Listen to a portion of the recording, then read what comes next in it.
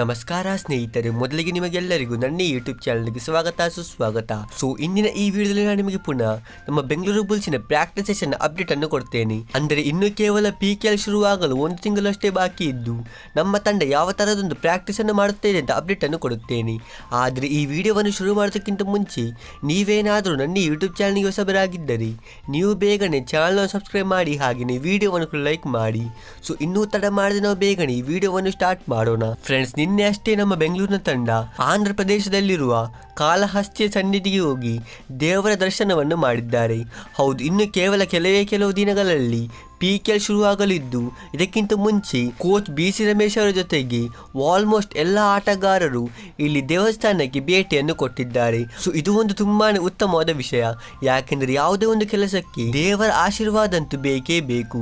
ಮತ್ತು ಇನ್ನೊಂದು ಕಡೆ ನಮ್ಮ ಬೆಂಗಳೂರಿನ ತಂಡ ಕೇವಲ ಮ್ಯಾಟ್ ಅಲ್ಲಿ ಕಬಡ್ಡಿ ಒಂದು ಪ್ರಾಕ್ಟೀಸ್ ಅನ್ನು ಮಾಡದೆ ತಮ್ಮ ಆಟಗಾರರನ್ನು ಬೇರೆ ತರಹದ ಆಕ್ಟಿವಿಟೀಸ್ ಅಲ್ಲಿ ಕೂಡ ತೊಡಗಿಸುತ್ತಾ ಇದೆ. ಅಂದ್ರೆ ನಮ್ಮ ಆಟಗಾರರು ಇಲ್ಲಿ ಸ್ವಿಮ್ಮಿಂಗ್ ಪೂಲ್ ಅಲ್ಲಿ ಎಂಜಾಯ್ ಮಾಡೋದು ಅಥವಾ ಹೀಗೇನೆ ಸುಮ್ಮನೆ ಹೊರಗಡೆ ಸುತ್ತಾಡ್ಲಿಕ್ಕೆ ಹೋಗುವುದು. ಹಾಗೆಯೇ ಮುನ್ನ ನಮ್ಮ ಎಲ್ಲ ಆಟಗಾರರು ರನ್ನಿಂಗ್ ರೇಸ್ ಅಲ್ಲಿ ಕೂಡ ಭಾಗಿಯಾಗಿದ್ದರು.